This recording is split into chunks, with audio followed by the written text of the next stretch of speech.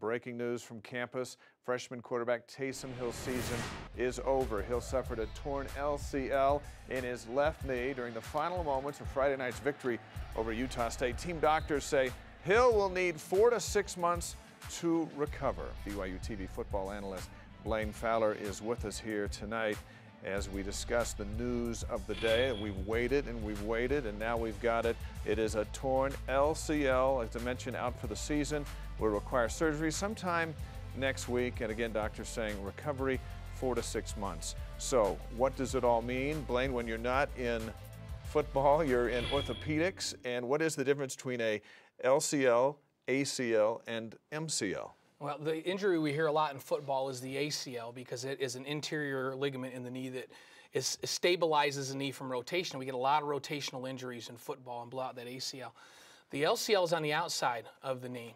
And the good news for Taysom Hill is it's a ligament that's a little easier to get to and a little easier to repair. And typically with LCL surgery, and you can see here from the chart that the LCL runs from the femur on the top, your thigh bone, down to the top of the fibula in the lower leg. And the fact that he has to have surgery says that he probably pulled either some of that ligament off of the femur, that's most likely, or he could have pulled a little bit off of the top of that fibula. Usually if you pull it off the top of the fibula, a little bit of bone comes with it. But it's easy to get to. It's on the outside of the leg, and when you get hit in the front, like we saw Taysom Hill get hit, and you have a hyperextension injury where that leg goes further than it should, and it also bowed it out just a little bit, put it into what the surgeons call varus, it puts pressure on the outside of that ligament, and so that ligament needs to be repaired. The good news is LCL repairs usually mean that in the long term you have very, very normal knee function. It's a much more successful surgery than an ACL surgery is. Even though we have great techniques for ACLs, LCL, if they can get in there and fix it, he should be in great shape long term. Even for a running quarterback to be able to come back and still be as explosive as he wants to be? Yeah, if he's committed to the rehab and the surgery goes well, I mean, this is an injury that with the techniques and the instruments that the surgeons have in their hands these days, it's something that he should be able to recover fully from and be able to do whatever he did before. And you know, it depends on how hard he wants to work and, you know, strengthen those muscles and everything around those ligaments. But you see he got hit right on the front of that leg, and it forced the leg back and to the outside. So it forced it into hyperextension and bowed the leg out. And you watch here, and you get the sense that he senses something wrong. He can tell that it's not right.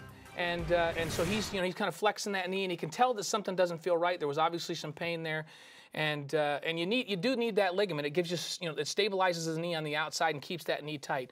Medial collaterals on the inside, and the ACL, the one that you talked about, runs through the center of the knee, and that gives you that's more responsible for rotational stability. So if you're gonna get a ligament, I mean, no ligament injury is good, but the LCL is maybe the lateral collateral ligament maybe is the best one to repair. Can he get into spring drills leading into the toughest schedule in school history that's waiting?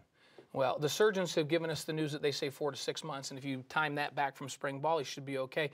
The question that we don't know is how much damage. Did the whole sleeve come off of the femur? Did he pull some bone off of the fibula? We don't know the specifics of the injury, and so depending on how involved that surgery is would depend on how fast he could get back. If it's simple, perhaps he could be back for spring ball, and it would be important. Yeah, indeed. Reaction from practice a moment ago, offensive coordinator Brandon Doman saying it was his fault because of this injury. And let me ask you, Blaine, why are we running a quarterback draw with a first down with 1:13 to go, and Utah State has one timeout, and that's the play that knocks Hill into next season? Yeah, it was his 19th carry in the game. So, and this is the one that he gets hurt on. It's one when they could have kneeled on the football, and that's what Brandon's referring to.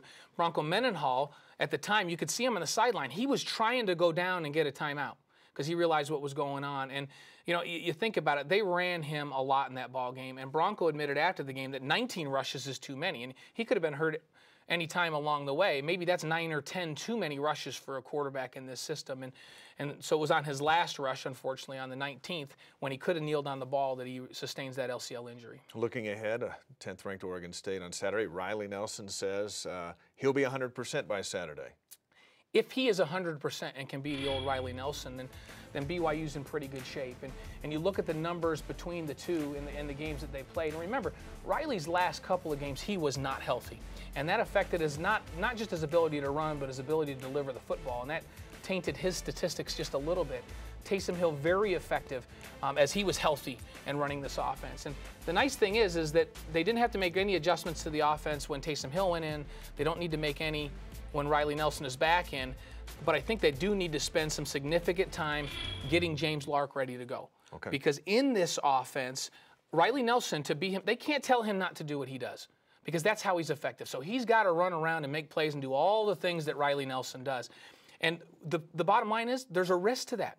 And he could get hurt again. And so you better have James Lark ready to go. And Brandon Doman better have in his mind a game plan that if James Lark goes in the game, takes advantage of his skill set. Interesting today that Oregon State announces their starting quarterback, Sean Mannion, is out. He's having knee surgery. He won't be playing on Saturday, and his status for the rest of the Beavers season remains in question. We'll have more on that in just a little bit. Another issue that has folks buzzing around the BYU football program today is back on Saturday. The Church of Jesus Christ of Latter-day Saints announced that missionary service age for males is being lowered to 18.